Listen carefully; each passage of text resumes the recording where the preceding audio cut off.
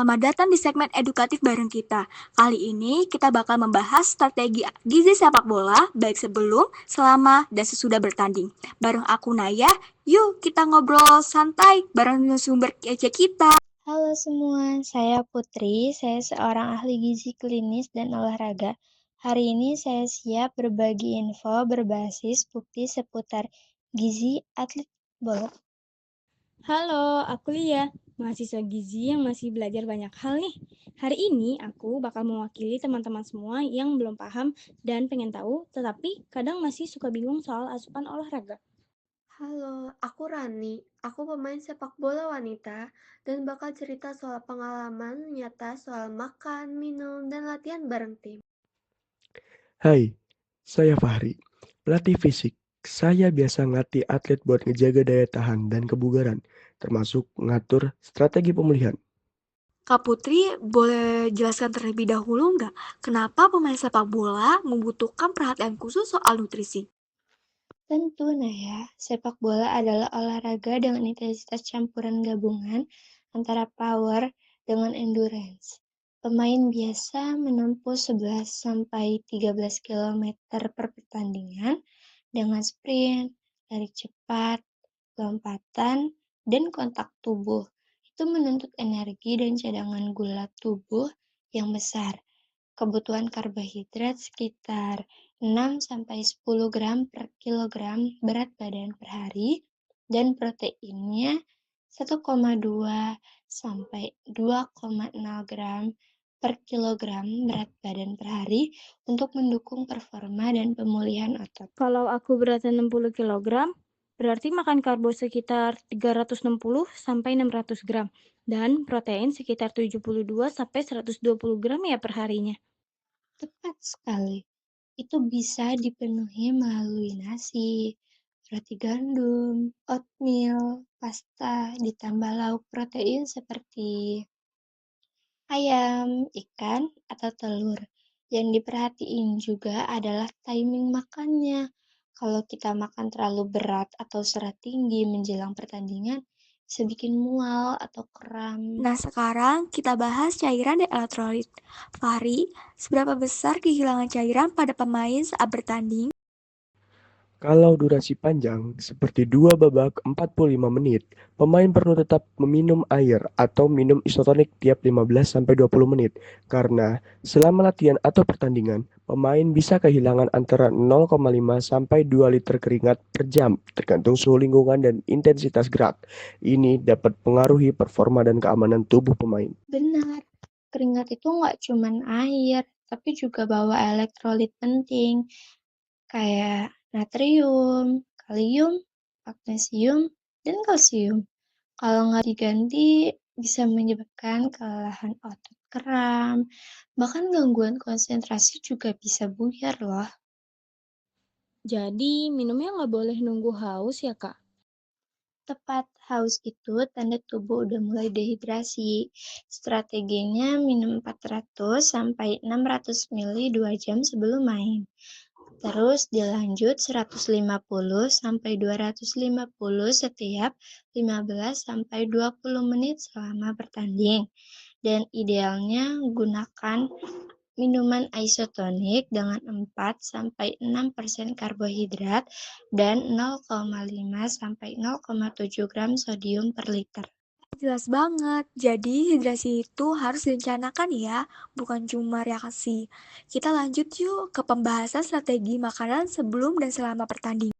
Sekarang kita bahas soal strategi nutrisi sebelum bertanding. Mbak Putri, sehari sebelum bertanding, sebaiknya makanan apa sih yang harus kita makan yang direkomendasi? Di H-1, pemain dianjurkan konsumsi makanan tinggi karbohidrat sekitar 1-3 gram per kilogram berat badan, ditambah protein ringan. Bisa nasi, pasta, kentang, ditambah ayam rebus atau telur. Tujuannya biar simpan energi dalam otot lewat glikogen, jadi pas tanding nggak gampang loyo. Kalau latihan ringan hari itu, makan besar bisa 3-4 jam sebelum tidur. Aku biasanya makan nasi merah sama dada ayam, terus ngambil pisang sore-sore. Tapi harus dijaga porsinya biar gak kekenyangan. Bener nggak sih, Kak? Bener banget, Rani. Menjelang pertandingan, misalnya 2 jam sebelum kick off, minum 400 sampai 600 ml itu wajib. Terus dilanjut minum 150 sampai 250 ml setiap 15 sampai 20 menit, apalagi kalau minumnya outdoor siang hari. Jadi intinya isi energi itu sejak H-1, lalu jaga cairan dan elektrolit sampai waktu main. Ini bisa bantu pemain tetap fokus dan bertenaga ya Mbak Putri. Betul, dan jangan lupa hindari makanan berat berlemak atau pedas menjelang tanding, karena bisa ganggu pencernaan. Kak Putri, aku penasaran deh. Pas jalannya pertandingan, sebenarnya pemain tuh perlu konsumsi apa sih? Soalnya banyak yang cuma minum air aja. Saat pertandingan berdurasi lebih dari 60 menit, atlet butuh asupan energi cepat, jadi bisa konsumsi karbohidrat gel sekitar 20 gram saat halftime. Ini terbukti bantu jaga kapasitas lari intensif dan stamina pemain. Wah, bener banget. Gel itu isi tenaga dengan cepat. Biasanya aku selalu nyiapin gel dan minuman isotonik buat pemain saat istirahat. Soalnya, kalau glikogen otot udah menipis, pemain bisa drop performanya di babak kedua. Iya, aku pernah ngerasain banget. Waktu nggak konsumsi apapun, pas halftime, pas menit 70-an, udah mulai berat banget geraknya. Tapi pas dikasih gel karbo sama isotonik, di babak kedua aku tetap kuat. Wah, ternyata penting ya. Kalau isotonik, kandungan yang kayak gimana sih yang ideal? Idealnya itu 4-6% karbohidrat dan 0,5 sampai 0,7 gram natrium per liter. Jadi bukan cuma cairan, tapi juga bantu ganti elektrolit yang hilang lewat keringat. Makanya, sebelum turun itu minum. Udah kita siapin semua itu di pinggir lapangan. Yang penting jangan nunggu haus. Harus minum setiap 15-20 menit biar nggak dehidrasi dan tetap fokus. Tanding tadi gila sih. Aku sampai minum 2 botol isotonik dan gel karbo waktu halftime. Tapi jujur, abis tanding ini badan kayak pegel-pegel. Makanya Ran, pasca pertandingan itu momen krusial juga. Jangan cuma fokus waktu main, tapi juga pasca main. Soalnya saat tanding tadi, kamu udah pakai hampir semua cadangan glikogen di dalam tubuh kamu. Betul banget. Setelah bertanding, kita harus segera isi ulang energi dan bantu pemulihan otot. Idealnya bisa 30-60 menit pertama. Kamu butuh konsumsi kombinasi karbohidrat 40-60 gram dan protein 20-25 gram. Kalau cuman minum air putih, cukup nggak, Kak? Nggak cukup, Ran. Air juga nggak bisa pulihin otot dan cadangan energi yang bagus. Itu recovery shake bisa pakai susu coklat rendah lemak atau smoothies pisang campur whey protein.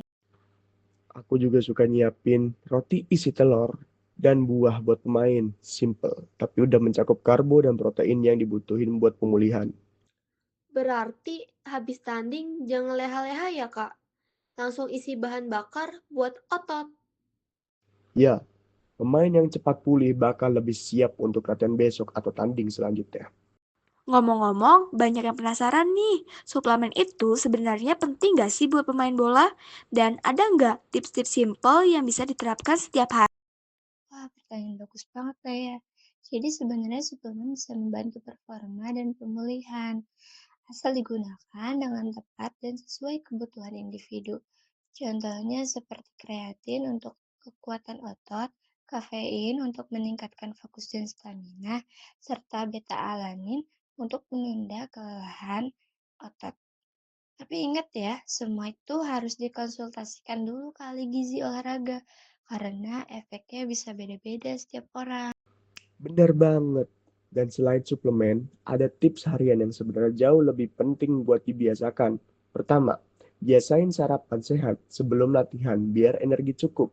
Yang kedua, selalu bawa botol air sendiri dan cek warna urin. Kalau warnanya gelap, artinya tubuh kamu kurang cairan. Tambah terus, coba timbang berat badan sebelum dan sesudah latihan. Ini cara praktis dan buat latihan seberapa banyak cairan yang hilang. Wah, itu praktis banget. Jadi, hidrasi dan pemulihan bisa dikontrol ya. Iya, selain itu penting juga buat rencanakan menu harian. Kombinasi karbohidrat kompleks, protein, sayuran, dan buah-buahan. Jangan lupa edukasi juga atlet muda tentang pentingnya mikronutrien dan cairan tubuh. Soalnya gak cuma latihan aja yang bikin jago, tapi gizi juga penentu performa.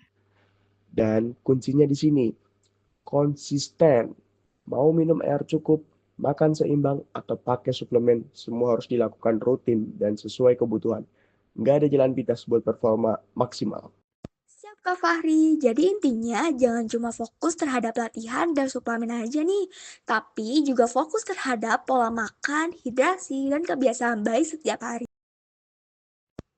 Demikian pembahasan kita hari ini, intinya gizi yang tepat sebelum, selama, dan setelah pertandingan sangat mempengaruhi performa atlet. Terapkan strategi karbo, hidrasi, protein, dan suplemen yang bijak sesuai dengan kebutuhan. Terima kasih banyak untuk Kak Putri, Lia, Rani, dan Coach Fahri. Semoga obrolan ini membantu kalian semua, baik pemain, pelatih, maupun teman-teman yang baru belajar. Jangan lupa follow, share, dan bantu sebarkan informasi ini. Terima kasih.